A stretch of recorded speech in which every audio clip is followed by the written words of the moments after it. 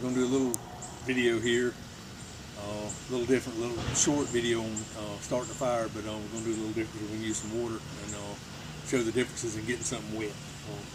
First thing I'm going to do is I'm going to take my magnesium rod and I'm going to put it in the water, and I'm going to take my knife and I'm going to put it in.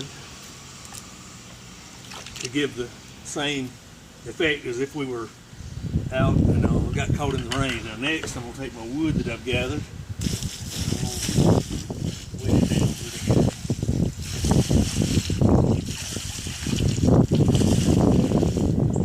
Alright. Now we got, like we were out in a heavy rain, we got a very wet ground with some standing water on it. Our wood is wet, but here's what we're going to want to do.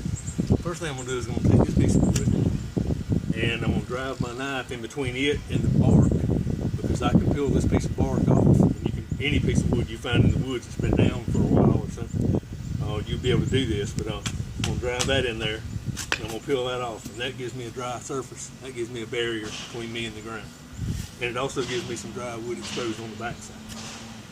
Next thing I'm going to do is take my knife on this backside, this piece of wood I found. I'm going to baton off a couple of small pieces, because you can't start a fire with something this big. You got to get to a small piece. That small piece is going.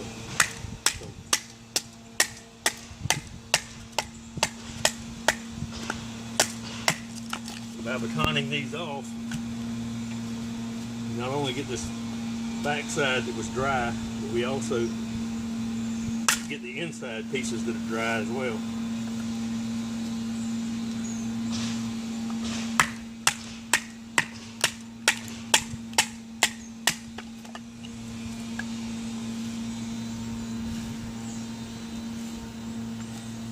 Around the corners, peeling off some dry wood.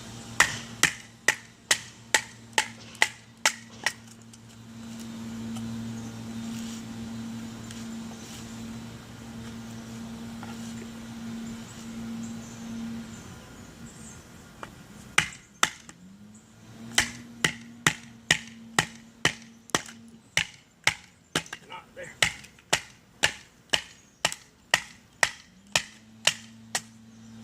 That one down. Get a few additional pieces.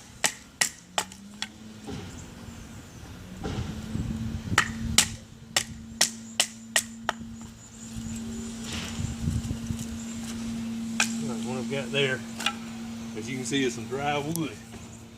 That piece that got away from me. Then, what I have went out and found is a piece of fat lighter. Of course, we just wet it down pretty good. But what I'm going to do is I'm going to take my knife and I'm going to scrape me some off.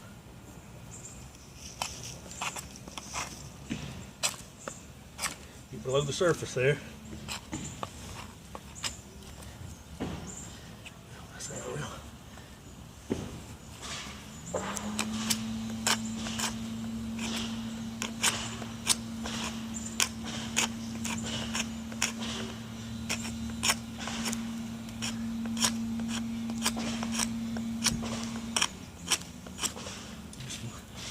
Sawdust, like,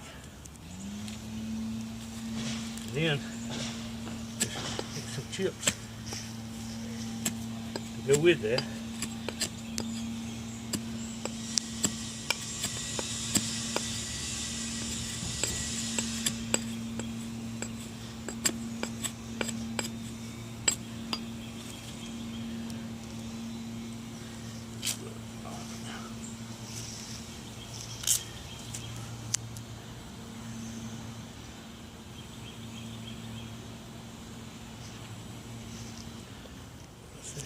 Wow.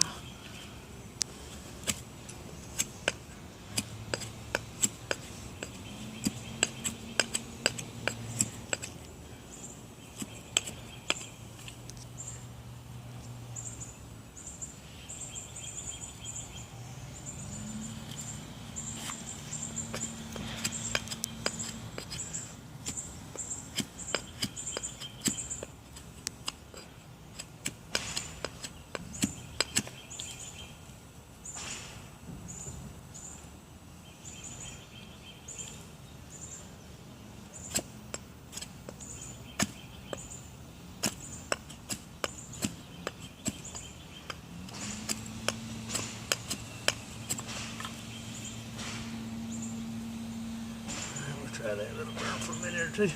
Not trying to build a big fire. Now, when I was first taught how to use the magnesium rod, I was taught, like a lot of people, and there's nothing wrong with it, to put the rod in the middle of the tinder and scrape toward the fire.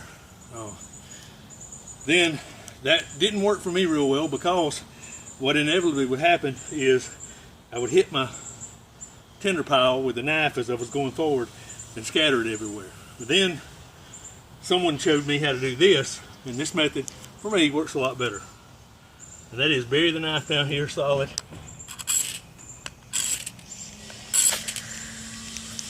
There you go.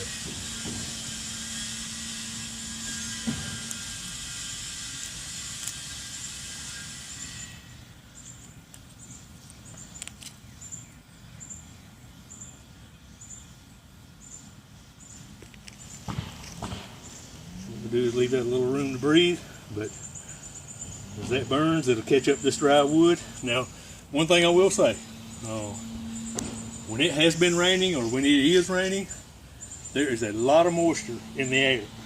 And that being the case, it is a lot harder to get this fire going and to sustain it and keep it going. And that's because there's so much moisture in the air, and a fire needs air. And when it draws that moist air in, and you're drawing with the heat coming up from the ground, it makes it very hard to sustain the fire and keep it going. But that's the way you do it.